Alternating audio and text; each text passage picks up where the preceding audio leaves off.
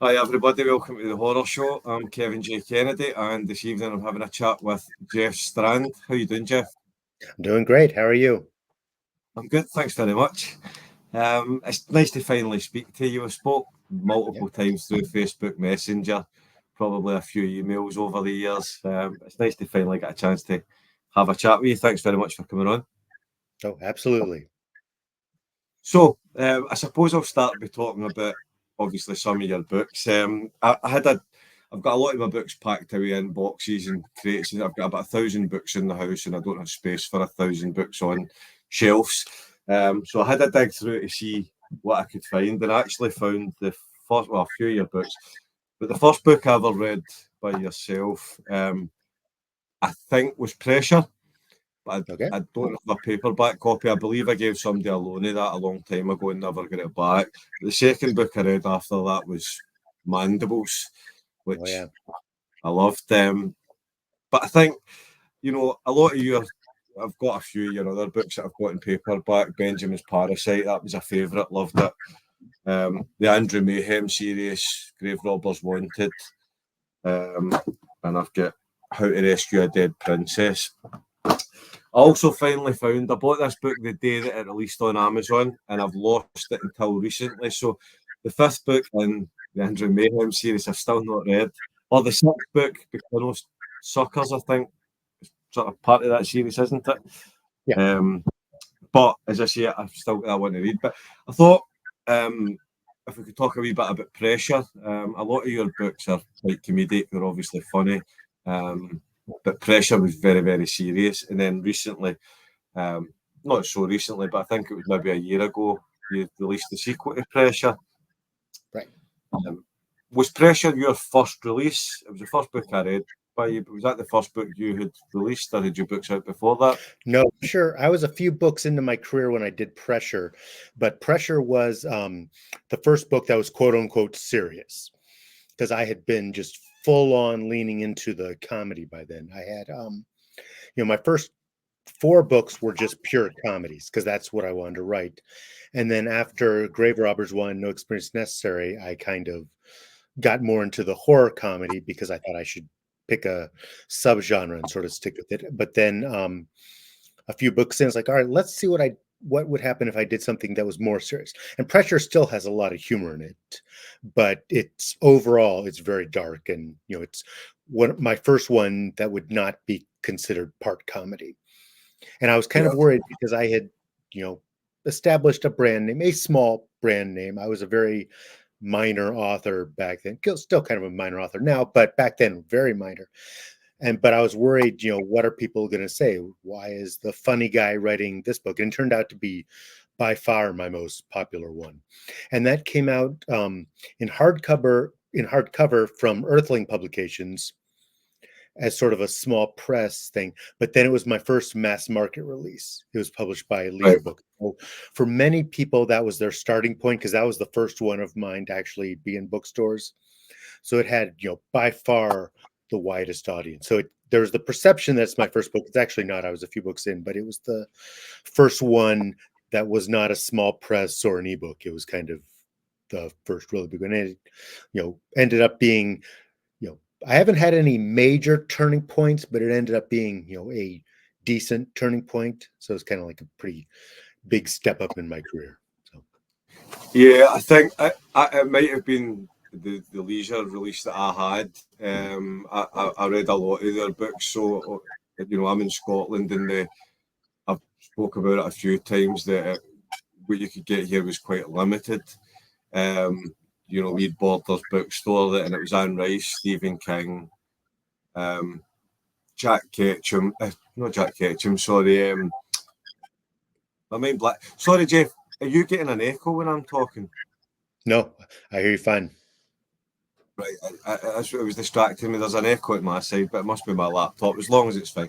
So you James Herbert, Sean Hudson, Dean Koontz, and at the time, my favourite author was Richard Lehman. So that he was the kind of guy I was reading all his stuff. But as I was coming to the end of reading all his books and looking for other authors, that's where I come across leisure books, and I found yourself and Brian Keane and Edward Leary, Garton, and B.F. Gonzalez, and so that's probably where I found Pressure. But that was probably round about the early days of Amazon, when it was, I think, just books they sold, and that allowed me to get a lot of books from America without paying absolutely mental postage, because I could buy them from Amazon.co.uk, and they dealt with the shipping basically. So, and then obviously some of the books that I flashed up there that were early reads, obviously some of them are just, small press, and that was, I suppose, back then that was for my introduction to indie horror, because at that point Richard Lehman's UK releases, I think, were sort of mass market in the UK. I don't think he was getting the same sort of releases in America. But when then I found a lot of American authors, they would maybe have some books out through Leisure, but some books out through some of the small or indie publishers that were about back then. What was your first 4 books were comedy books? What was your first 4 releases? The first one was How to Rescue a Dead Princess was the first book I sold. It ended up coming out second. So I had been writing stuff and not able to sell it. So then once I got in with e-publishing at the very beginning, so now everyone has a Kindle, or they have at least have a Kindle app on their phone. So ebooks are normal. Back then they weren't normal. It was this weird, scary new thing that everyone hated. But I was able to, I'd written a bunch of novels that were trunk novels that will forever stay trunk novels. They weren't any good. But I had a few that I still liked that I just hadn't been able to sell. And I was able to sell them pretty much back to back, and they all came out really quickly. So I looked like this insanely prolific author, even though it was years worth of work. But my first 4 were How to Rescue a Dead Princess, which is just a absolutely goofy fantasy comedy, which I had let it go out of print for a long time, and then just very recently brought it back because of very small public demand. I was like, all right, if I can make a few people happy, I'll bring the book out with a disclaimer. So I brought it out in the 24th anniversary edition. So that was the first one I sold. Second one to come out. The first one to come out was Grave Robbers 1, No Experience Necessary, which now I call it a horror novel. At the time, I called it a mystery comedy. It's the first one in the series that was a whodunit. And then by the second book, I just went full-on horror thriller with the series. So that was actually the first one to come out, but the second one I sold. And that was followed by Out of Whack, which is just a goofy comedy about 3 college friends who form a stand-up comedy troupe. That one is still out of print, and then that was followed by Elrod McBugle on Loose, which was sort of a goofy kid book. So 3 of my 4 first releases had no horror elements whatsoever, and the 4th one I called more of a mystery, although now I call it horror. So basically, when Pressure came out, that was the switch to horror comedy then, yeah? Right, because I did a second and third Andrew Mayhem book. I did Single White Psychopath Seeks Same and Casket for Sale Only Used Once. And then I did Mandibles, which I considered a horror comedy. It was meant to be a tongue-in-cheek sort of B-movie type thing. So Pressure, so I'd had all those books published. So Pressure was the first one where I'm like, all right, I'm going to do a really intense thriller, which has a lot of humor, but it's comic relief type humor. It's not funny premise type stuff. You're not going to be laughing the entire way through the book. It has some funny moments, but that was the first one. All right, I'm going to go super dark and intense. Yeah, and you mentioned early ebooks before people had Kindles and things like that, and I read your non-fiction book. I forget the title. I'm terrible with titles. Writing Life. With the Writing Life, reflections, recollections, and a lot of cursing. Yeah, so you touch upon obviously your early ebooks in the market. A lot of authors weren't really touching the market, and I spoke a week ago or so to David Moody, who was also quite early for ebook authors, and we mentioned just yourself, and I was saying that one of the early books I read from you, I don't know how early it was in release wise, but I didn't find your books probably as you were releasing them. I probably came to them a little bit later, and there was quite a few to choose from. But one of your early books was your co-written book, Dracula's. Yep. And I can remember, I think, I'm absolutely positive, in fact, that was the first ebook I ever read in my life. I don't know if I'd maybe had a PDF file of a book on a laptop before that or something, but first actual, I bought a Kindle, and it was from Kindles. There was one kind, and it was sort of green back screen, black text, and they would last for months on end. And I bought one, and I was a bit skeptical, but I thought people are talking about ebooks. There's ebooks out that aren't available in paperback or hardback. They're by authors that I want to read like yourself. So I bought Dracula's and I read it. I loved it. But back then, quite a few people, including yourself and the other authors, were putting loads of extra content, almost like when you bought a DVD and you'd get cut scenes. I remember, and I mean, I'm sure that, I don't know if I'm exaggerating in my mind, but I think it's about 500 pages of extra content. There was tons of extra stuff after it. I don't know if it was maybe Kindle pages, but if you go by percentage, it's about 80,000 words worth of bonus content. Because when I started with ebook, everyone hated ebooks. When Dracula's came out, it was a 4-way collaboration with Joe Conrath, Blake Crouch, and F. Paul Wilson. Those 3 guys didn't need ebooks. They were people who had thriving careers in big traditional publishers, but they kind of embraced ebooks. So with Dracula's, we thought, it's an ebook. We can put as much extra stuff in there as we want because we're not worried about the page count. So yeah, it includes I think 40,000 words worth of our emails while writing the book. So every email the 4 of us exchanged during the writing of Dracula's is in there. So you get to see the entire process from, hey guys, let's write a book called Dracula's, to, the battles over the end of it. And then, bonus stories, bonus chapters of stuff, essays. We just went berserk with it and jam-packed it with as much stuff as we possibly could because it was an ebook and we didn't raise the price on it. It was still the same as any other book. So, but there's I think it's 160,000 words worth of material, and 80,000 of those words are bonus content. So I think the book ends at 51%, and the entire rest of it is just cool free stuff. Yeah, and I was talking to somebody the other day, and I was saying, I was a bit sad that I feel like that's went away.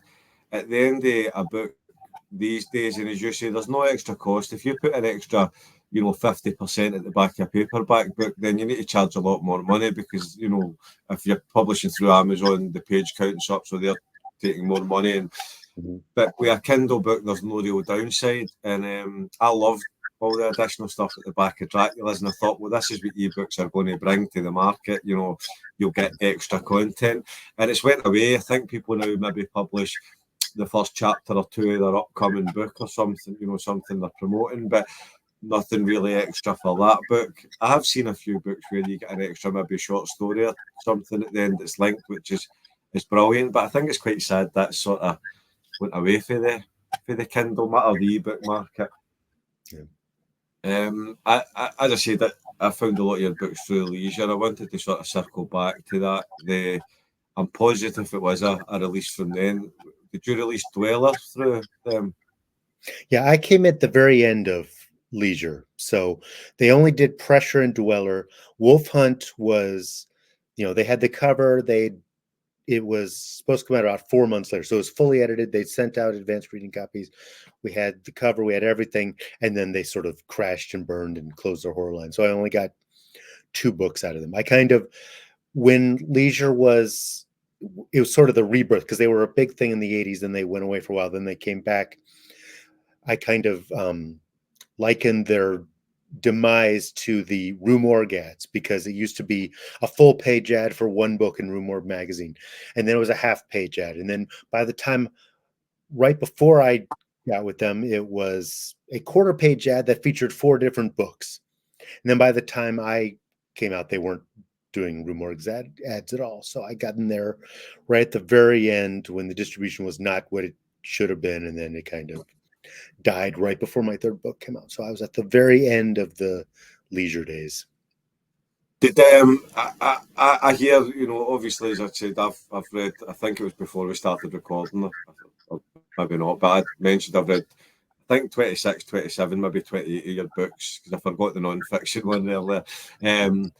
So obviously I love your work, but when I'm in horror groups on Facebook or whatever, I feel that Dweller is one that it's popular. It's a fan favourite. I would, from my perspective, did that a lot was at the end there, sort of the Leisure / Dorchester or whatever the over sort of Dweller. Arching company was called, but Dweller wasn't a huge hit when it first came out. And I think part of it was, for most people, they only knew me for Pressure. I'd written a bunch of books at that point, but they only knew Pressure, which was very dark, intense, suspenseful. And Dweller's very different. Dweller's sort of a heartbreaking friendship, shocking type book.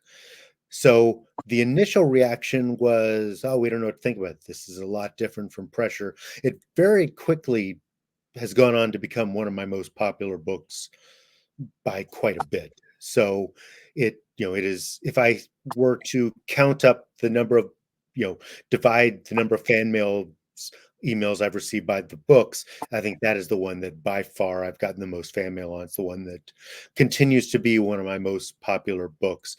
Didn't sell that great because, there was no marketing for it. It kind of went one copy per shelf, spine out. So you couldn't really find it, because at the time Barnes & Noble didn't really have their horror section. So unless you went to the general fiction section looking in the ST area for a book called Dweller that was spine out, you weren't going to find it. Yeah.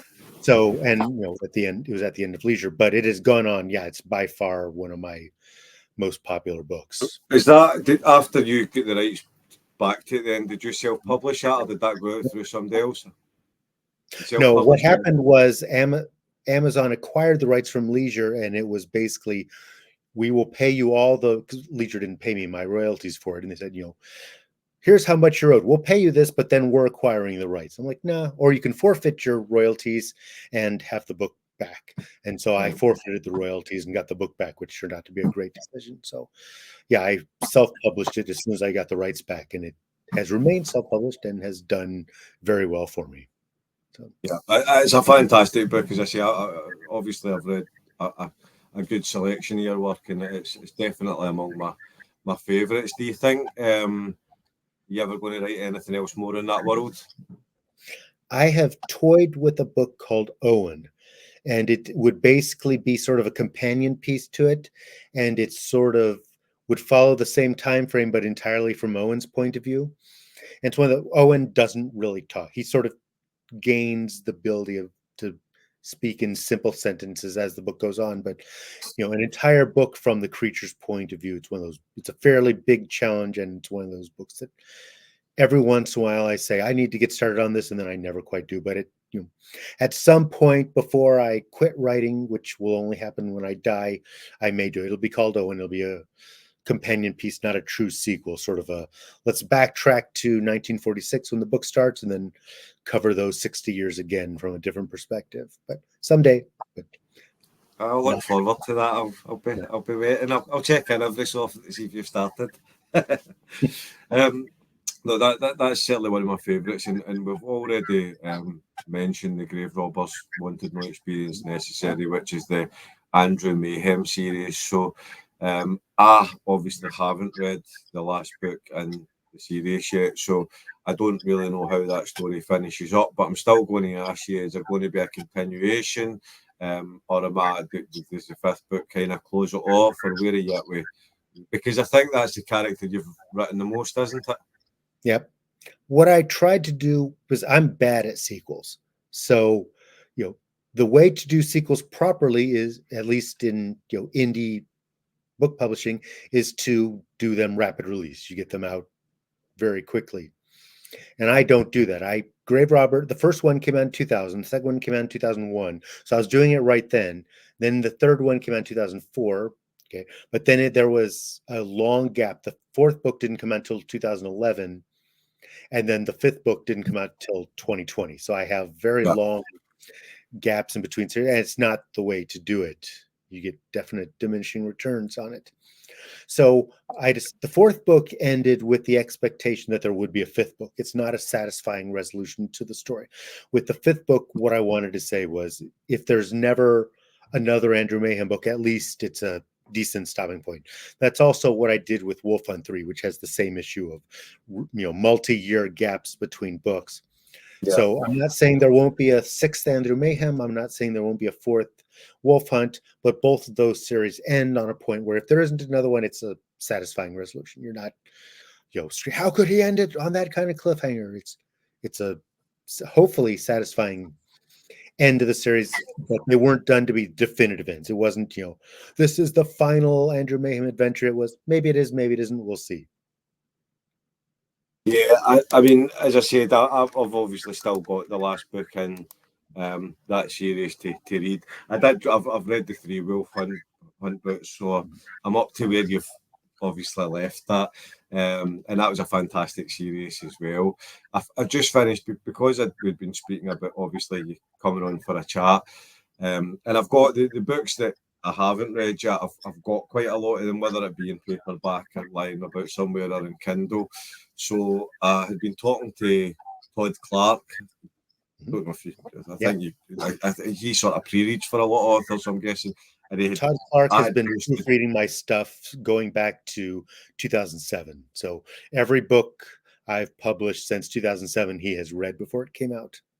I thought that might be the case. I met Todd Clark on the Richard Lehman Kills message board 25 years ago or something, and he was sort of reading for a lot of authors that I was buying their books. He was sort of pre-reading them and getting a mention and acknowledgements and things. And I had been in the Books of Horror group, and over the last few while I've been posting authors that I have been reading for maybe 2 decades, and authors that I've read 10, 15, 20 books by, and just sort of recommending them. I think a lot of the time I'm in the group and I'm seeing people recommending authors that have been about for a year or 2 or 3 years, and are books that every book that's recommended has come out in the last 6 or 12 months. So I've been posting bits, and I posted a sort of my favourite Jeff Strand books, and each author I've been posting kind of 5 books. And Todd Clark had commented to say, you're the closest that anybody's came to the same favourite books as me. So, and he said out of the 5, there was 2 that he would maybe swap out, and he said My Pretties and, is it Bring It On, Bring It Back? Bring Her Back. Yeah. Bring It Back. So I had both. Really, really dark stuff. So yeah, I had both books, so I ended up going with My Pretties. So I've got the other one, I've not read it yet, but as I say, based on Todd saying that we had very similar taste, at least in your work, and I know that we've really similar taste in the authors that we both have liked for at least the last 20 years. So I thought, I'm going to listen. So I read My Pretties, which, again, very, very funny, throughout most of the book, but darker than I find a lot of your work as well. So it's not obviously your newest book. I know you are quite prolific and you've got books coming out fairly regularly. But what sort of inspired you to write My Pretties? It just came from, I wanted, and I'm now I think Ferocious came out right before My Pretties. And Ferocious, that one. Yeah. Ferocious is just pure fun. It's one of my favorites in my own books. I tried to make it as funny as possible, as exciting as possible, but it's just a pure entertainment book. So like, okay, what if I did something darker? What if I go back to sort of the pressure mold of just make it as intense as possible? And so I came up with the idea of My Pretties, which is, when you describe it, it sounds just absolutely depraved. It is a serial killer whose method of execution is to kidnap women, hang them in cages in a basement, and just sort of sit there and watch them die. And it's, and the book does have a lot of humor, but it comes from the protagonist. And I try not to write the same book twice.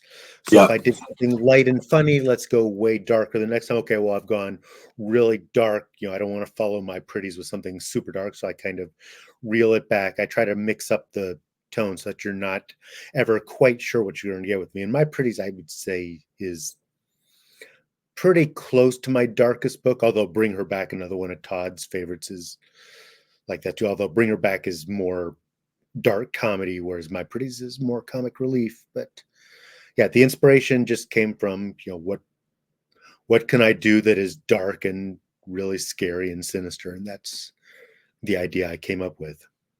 Yeah, I think I'm probably torn now whether to read Bring Her Back next to Ferocious, because again, two books I haven't read.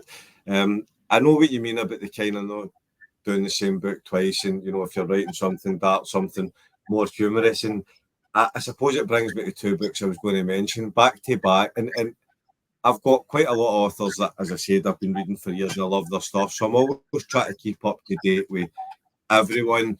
But because I put the books together myself, I'm always trying to read new authors that I haven't read so that I can bring them in. And there's always new authors coming in the scene, and it's hard to stay on top of everything. So it's very, very rare that I would get to read two books in a row by the same author because I'm always trying to mix it up. And but one point a few years back, I believe they were released quite close together, but maybe I just bought them at the same time. But I read Blister and then I read Cyclops Road. Yeah, those came out about 3 months apart. So I've probably finished one and bought the next, and I read them back to back. And Blister again, and it was a while ago, but Blister had a lot of dark it was a dark kind of story. But Cyclops Road was insane. Absolutely mental. So again, was that just the same thing? You just wanted to, you'd written one and then thought, I want to do something completely different? In that case, no. That's usually where it comes from. Cyclops Road was written before Blister. What happened with Cyclops Road was that I had wanted to write something to sell to a major publisher because I had been doing self-published stuff, and I continue to do self-published stuff. My books for kids are traditionally published, but my books for adults, because self-publishing has worked really well for me, I have stuck with that. But with Cyclops Road, I thought I'm going to write a big fantasy novel and see if I can sell that. And what happened? Well, I had an agent who I could not get to read it. We were kind of at the end of our relationship, which I ended up severing over Cyclops Road because she just never got around to reading it. And so the book had been written and sat around for about a year while I tried to sell it. And then I decided, no, I'm just going to self-publish it. I'm going to change. The original title was The Odyssey of Harriet.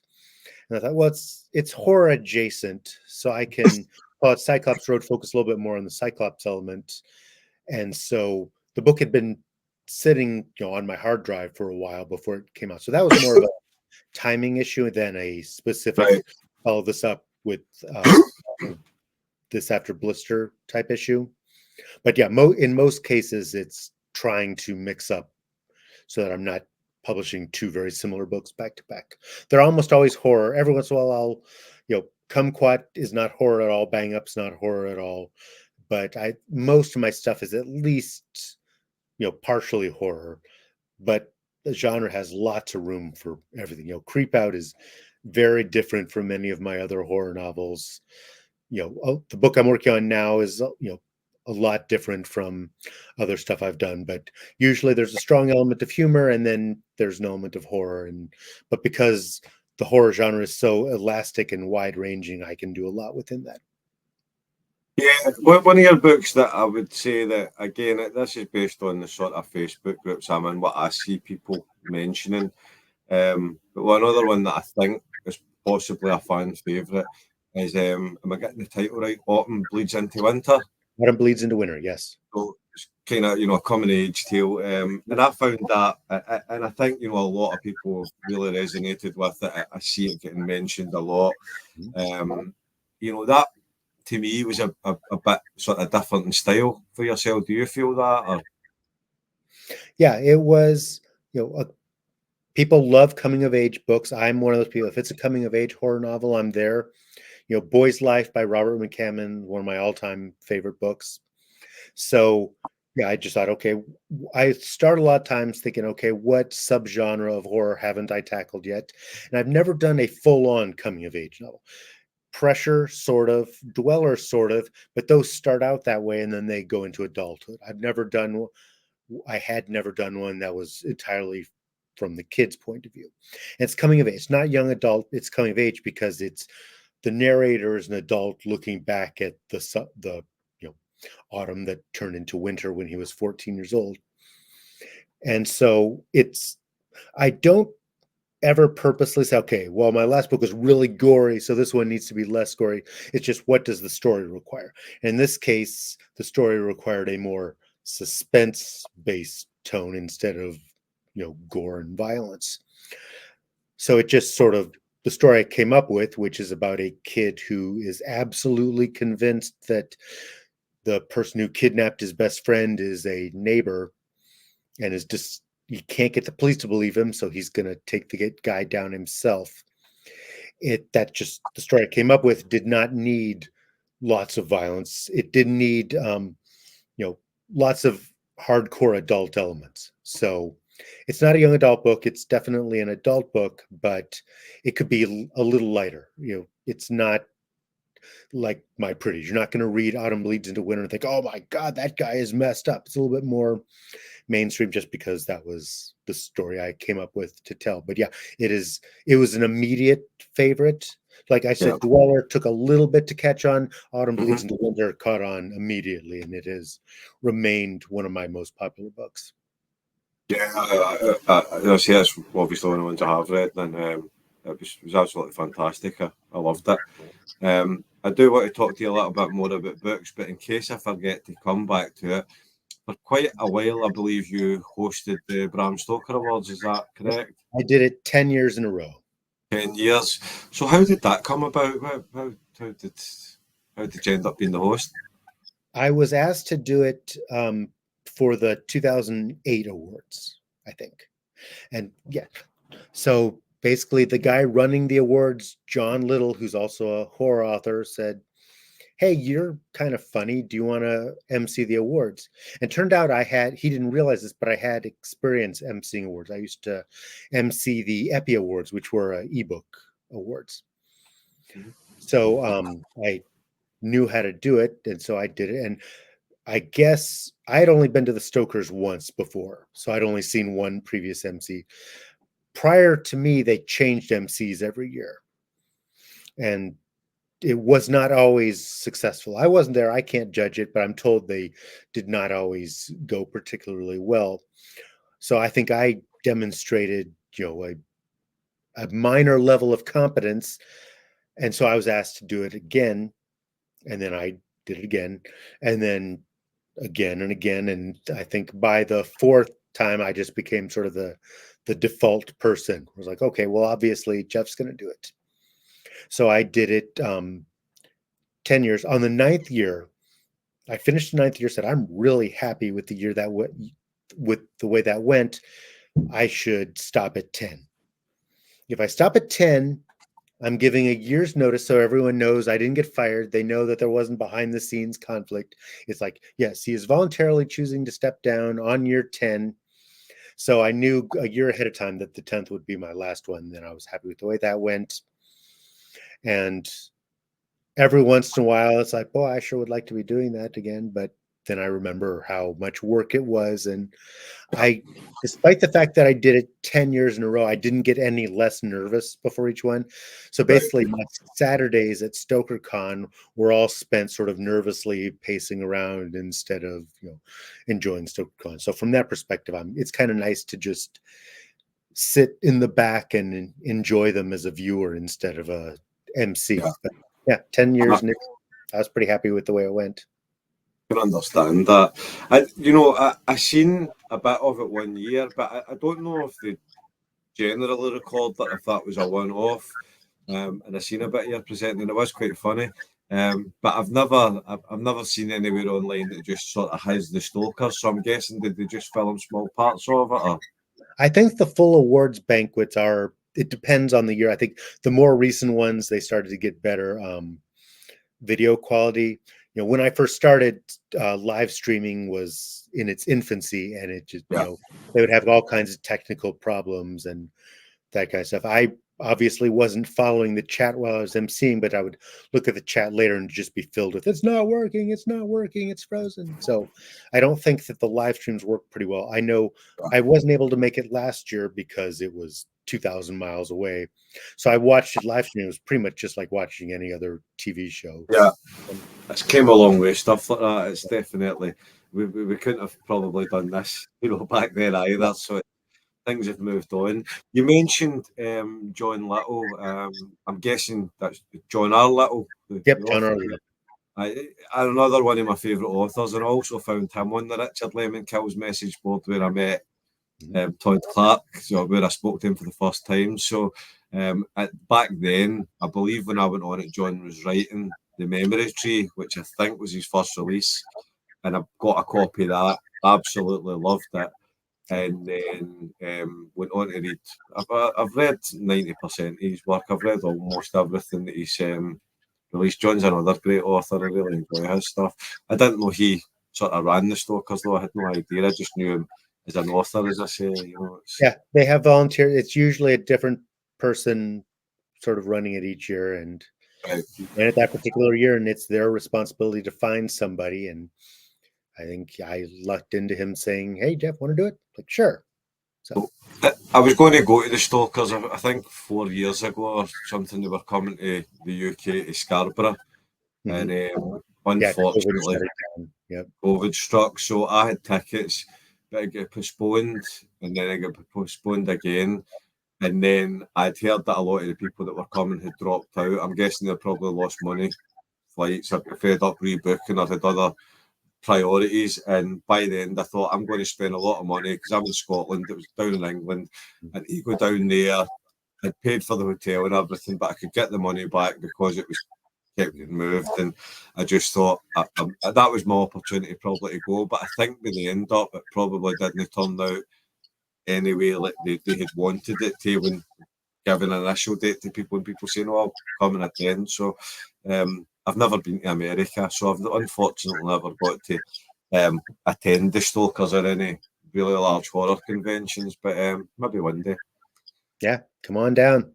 Maybe make it across. I've been invited to a few horror conventions in America now because I do the book stuff, but I kind of sit and think, well, I think most places it's about a 10-hour flight. I spoke to a few authors for the UK that said that, well, you need to fly to America, but then you need to get another flight out to wherever the convention is. And I'm thinking, well, the cost of those flights, I don't love flying, but at the same time, I would love to come and do one at some stage. So I'm sure I'll maybe make it over, but it might be quite a number of years down the line.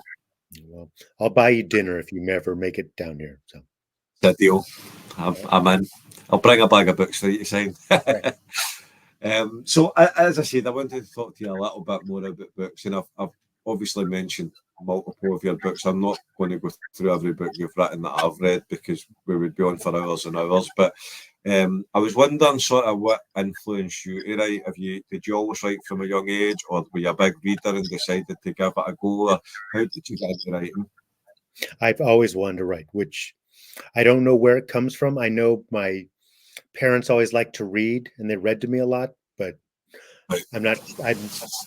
my family, my extended family, they are like scientists and teachers and stuff. So there aren't a lot of writers, or there aren't any writers. So I was, I'm not sure what led to that, but yeah, it's been ingrained in me forever. I kind of have switched up. I wanted to be a comedy writer, sort of still am, but I wanted to be a comic strip writer.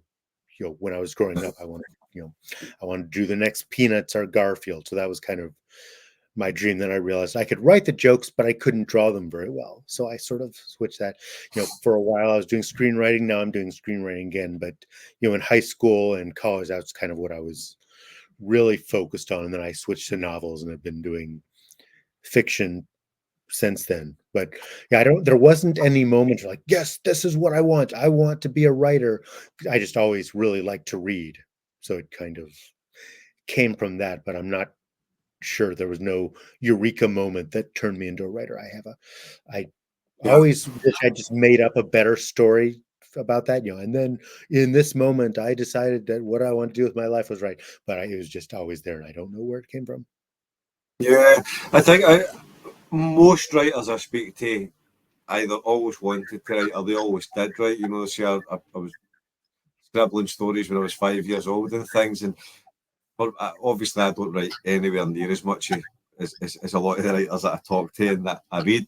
But I never ever wrote. I wrote my first story probably 9 years ago, and it came about because I was endlessly scrolling on Facebook and I seen an advert for a book that was looking for horror stories that specifically said you don't have to be published before. And I thought, well, I'll give it a try. And 8 years later, as I say, I've done quite a lot of stuff. Not necessarily writing. I've published 36 anthologies, I think. Wrote loads of short stories, co-wrote a few novellas and things, but that all came just sort of out of the blue. But like yourself, I was always a big reader.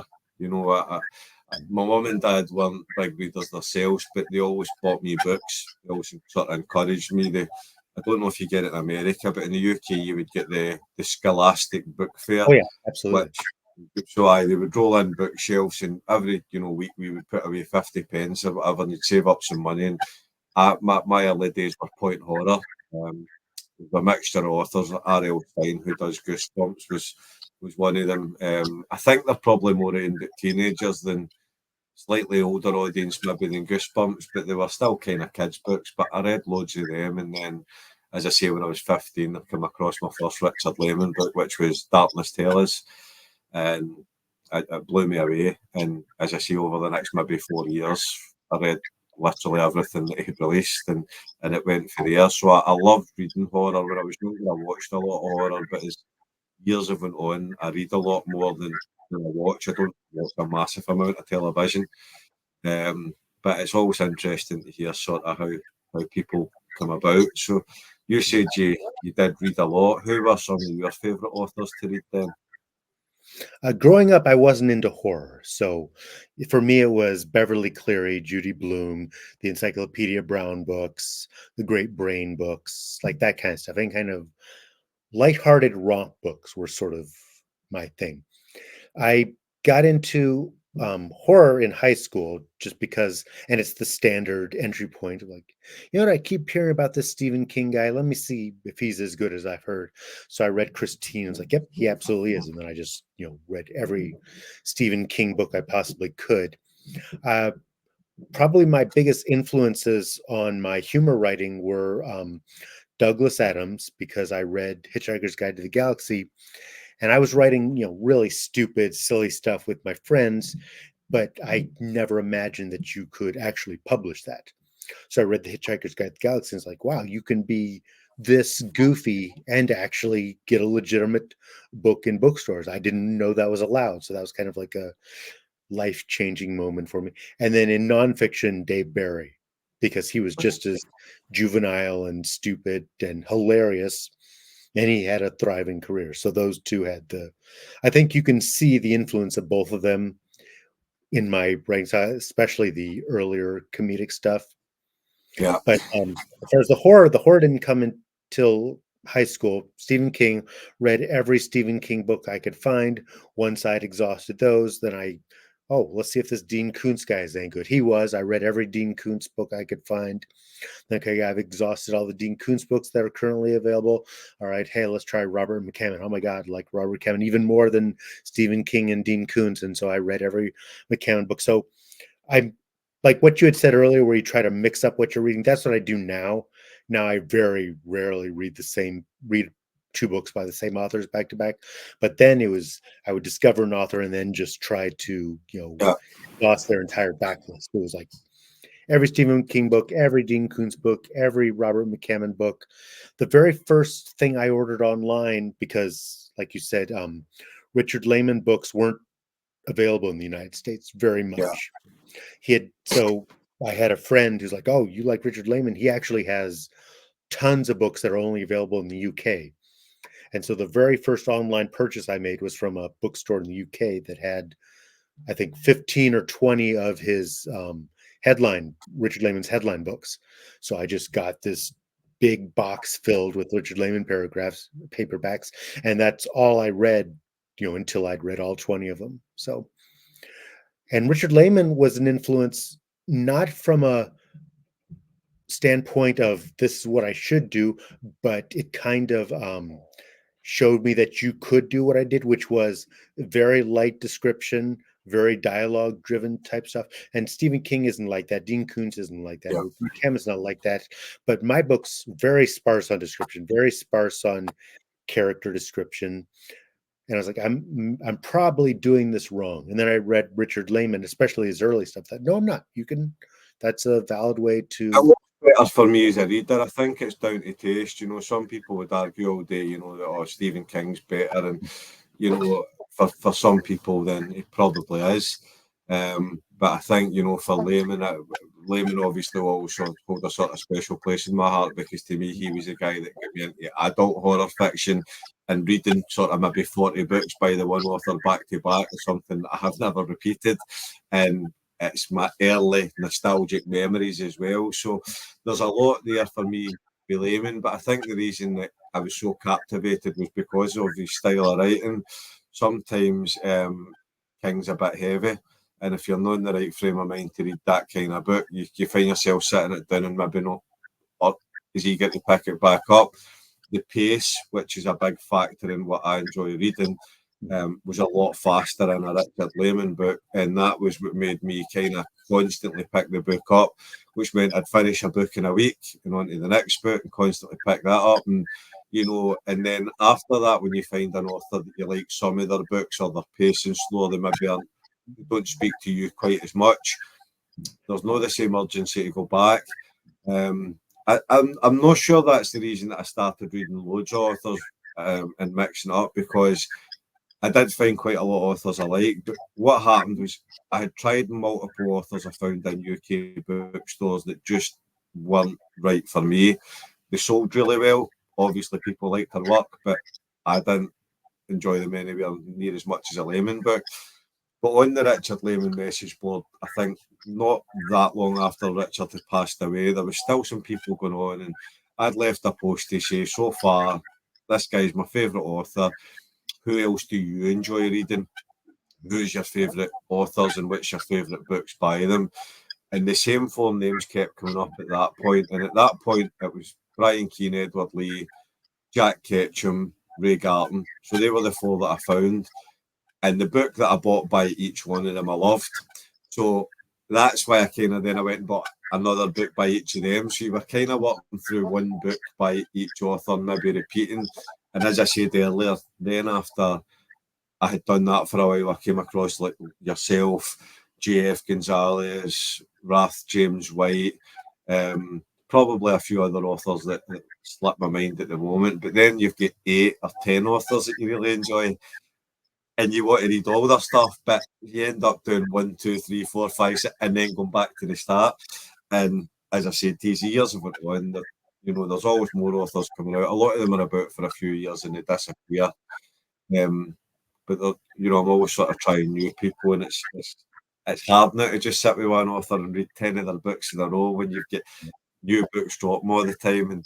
And but it's good to have a lot of people you enjoy. But I get what you're saying about sort of styles, and you know, again, I think even McCammon, you know, his stories don't move probably at the same pace. And I love McCammon's works. One Song will forever remain one of my favourite books.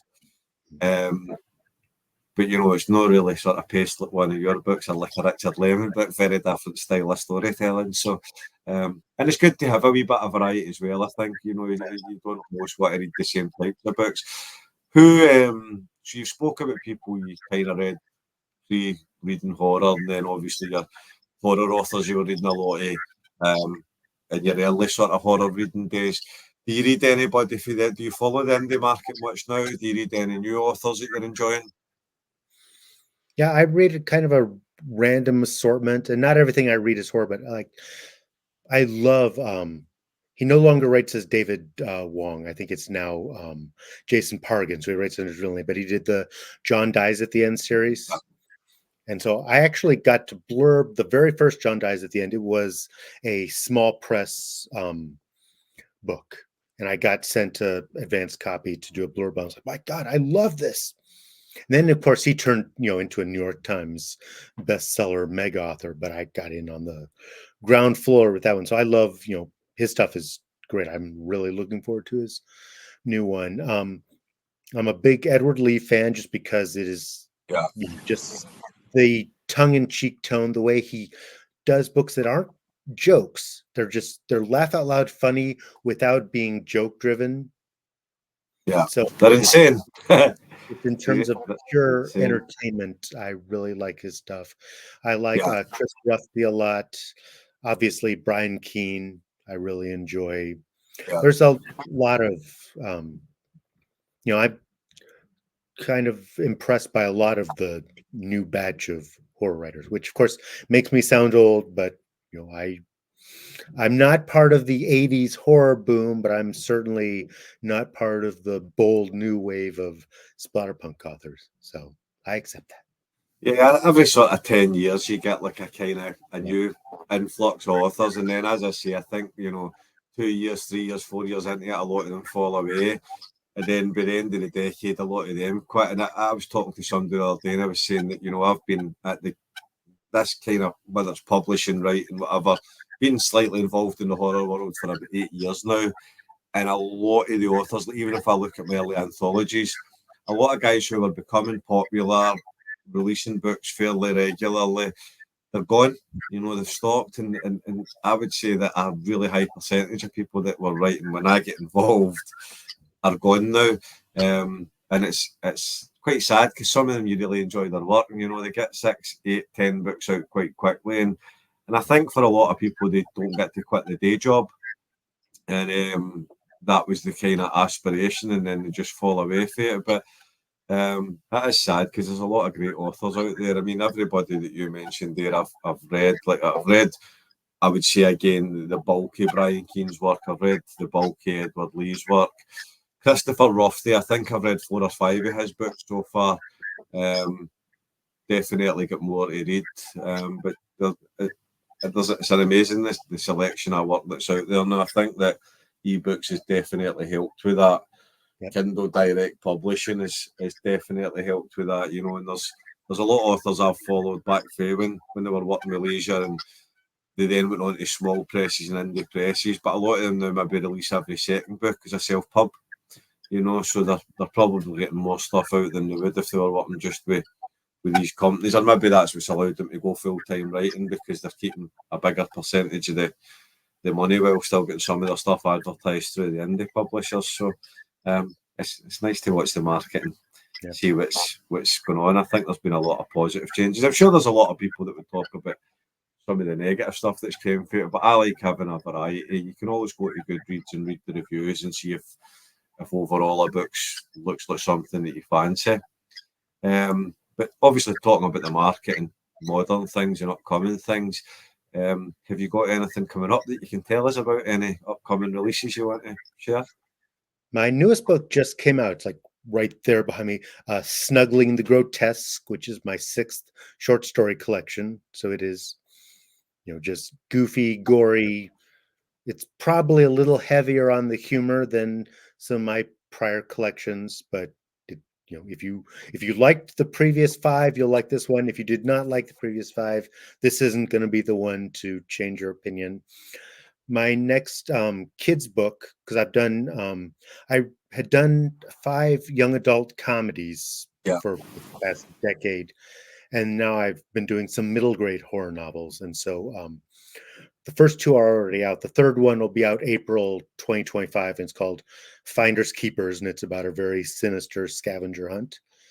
And my next adult horror novel is called Bloodsucker County, and that should be out definitely by the end of the year, probably sooner than that. And it's kind of you can tell by the title, it's vampire adjacent. So.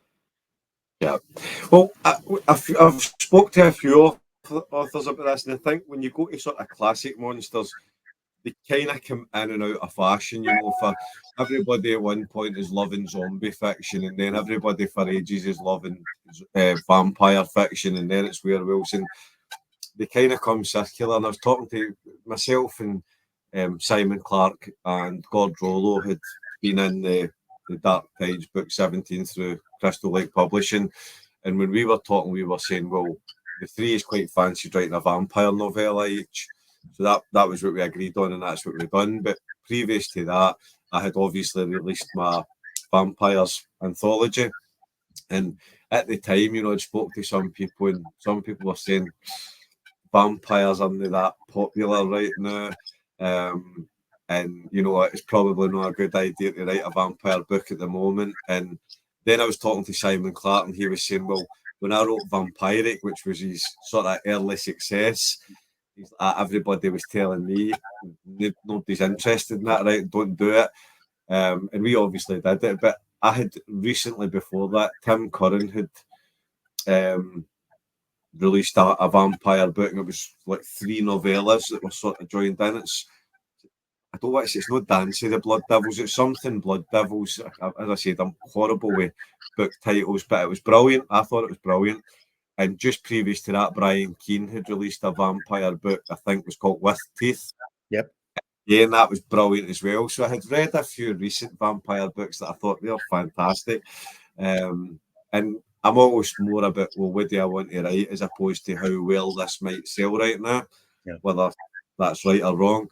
And so we had done the vampire book. So I'm glad you've got another vampire book coming out. Obviously, as I say, I read Dracula's quite some time ago. So when did you say that one's out? Should be by the end of the year. Because it's self-published, it's kind of flexible, whereas I can tell you the exact day that Finders Keepers is coming out. Bloodsucker County, I go with the vague by the end of the year. I like to give myself the flexibility for something to go horribly wrong. Listen, I can understand that when I started doing all this as well, I would give people dates. People would say, when will the Kindle be out? When will the paperback be out? When will this, that, and the other? And I used to give quite solid dates. I'll have it done. But as you say, sometimes things goes wrong. And it adds a massive amount of stress. And if it sounds like you're a bit like me, and I'm always doing 3, 4, 5 different things at the one time. I really struggle to start something, finish it, start something else. I'm halfway through something when I get the idea, I tell myself no, and then I go and do it anyway. And then the next thing, you've got multiple projects you're juggling. And I'm quite bad at that. So I've stopped sort of giving dates. I know normally, or if I have a date in mind and it's December, I'll say, oh, I'm aiming for February.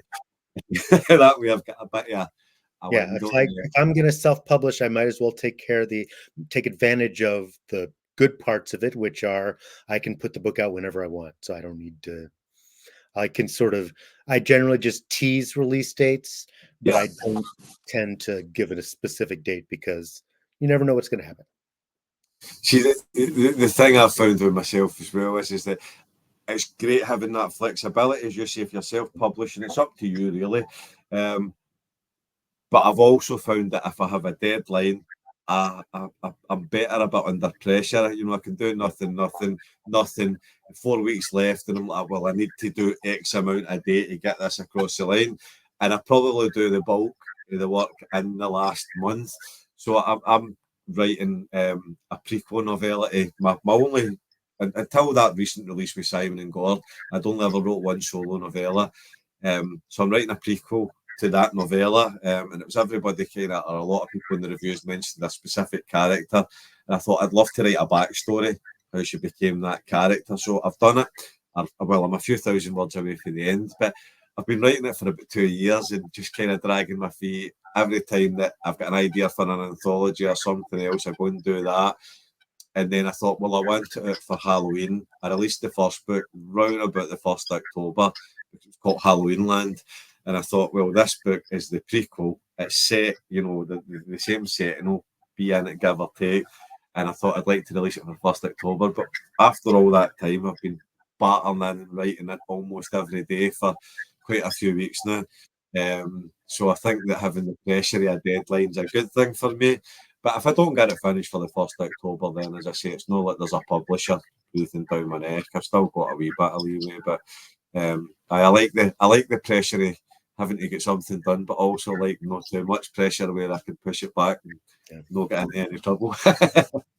I can work well under pressure, but whenever I have a deadline, which I do for my traditionally published stuff, it's always if only I had one more week, if only I had one more week. So it's kind of nice with self-publishing where I can say, okay, I'll give myself the other week. You can get it right then, as I say, there's no sort of rushing to send it in. No, that's brilliant. I'm glad you've got a few upcoming releases. I've spoke to a few authors recently, and they're all doing other things on top of their novels, novellas, and short stories. So whether it be script writing, whether it be doing a novelisation for a movie, you have obviously been around doing the books for quite some time, and as I said, I'm going to continue to follow you. Are you happy doing the books? Are you trying to branch out and do other things? What's next in your career? Are you going to continue doing more novels and novellas? Or? I'm happy doing the novels. I have no plans to change that. I've got lots of movie stuff going on. The frustrating part of that is that I'm never allowed to talk about it. Okay. So it's like it's infuriating because there's all Yeah. this stuff, but it's always secrecy. Whereas the books I can talk about, hey, I came up with an idea for a new book. I can talk about the book stuff as much as I want. Whereas the novel stuff is always, or the movie stuff is always, shh, don't talk. So it's without going into any detail, because obviously you can't, is there anything close to the finish line that we could potentially see in the next 12 months or so? Probably not that close. A lot of it is in the early stages, and I'm amazed by how long it stays in the early stages. Yeah. The movie business runs slower than I could have ever imagined. So there's cool stuff. There's stuff where I wrote the scripts. There's stuff where I didn't write the scripts. There's stuff with big studios, stuff with small studios. But the common factor is them saying no, because I'll always say, am I allowed to talk about this? No, you're not. We'll have a marketing team do the announcements when that time comes. So it's, I pretty much just can't really talk about it. So the movie stuff isn't as much fun as the book stuff because I can talk about it. I have no intention of being one of those authors. A lot of my favorite authors have switched to movies and then they've quit writing books. I'm like, oh man, I want another Jonathan Tropper book. But I don't intend to do that. I'm going to keep churning out the books, even if that's great news. Riches and fame upon me, hopefully. Well, that's really good news because I had Chad Lutsky. I don't know if you've read his work. It's fantastic. I've been reading them Chad over the last Lutsky has done a couple of my covers.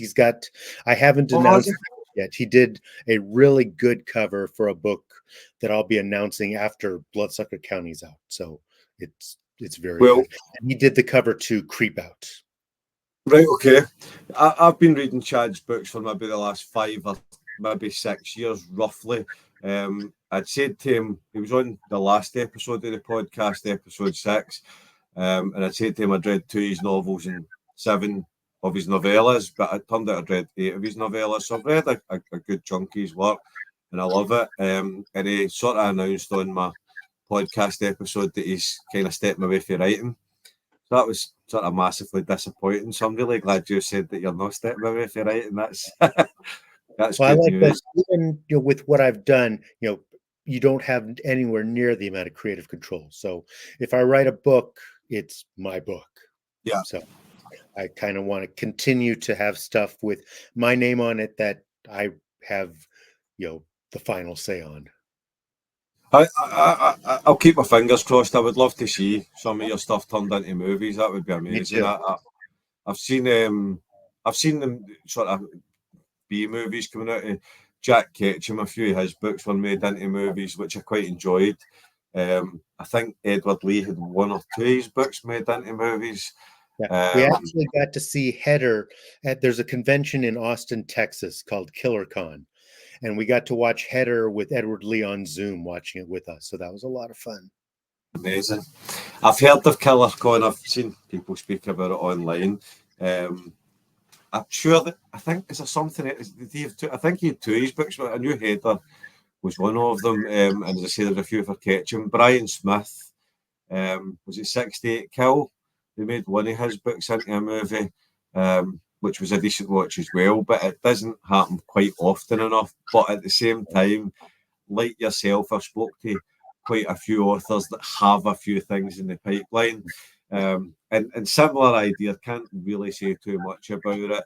Some of them have said that the stuff's been in the pipeline for years. They've been paid some money, but they don't think it'll move on. So there's a lot of they don't really know themselves in some cases, and they're sort of waiting to hear back. But it would be great to see some of that stuff coming out over the next few years. So you can let us know. I always say to everybody, if you've got something happening, I'm going to do some short episodes of the show as well with people like yourself coming on just to kind of talk a wee bit about upcoming releases, maybe a week or so before they come out. So same with the movies. If you've got something coming, let me know, and I we'll get you will. on and have a wee chat about it.